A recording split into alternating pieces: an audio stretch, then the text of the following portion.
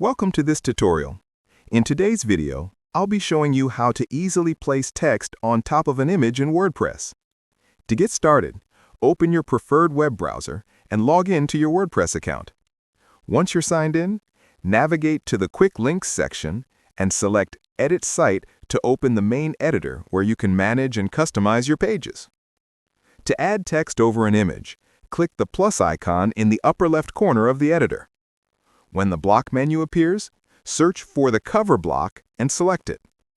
This block is designed specifically to combine an image with text layered on top.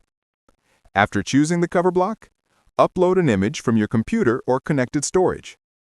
Once the image is inserted, simply click the text area and type in whatever you'd like to display. You can then adjust the text's size, color, and placement to make sure it stands out clearly against the background. And that's all it takes. You've successfully added text on top of an image in WordPress. Thanks for watching, and I hope this tutorial helped. Don't forget to check out more of my videos for additional tips.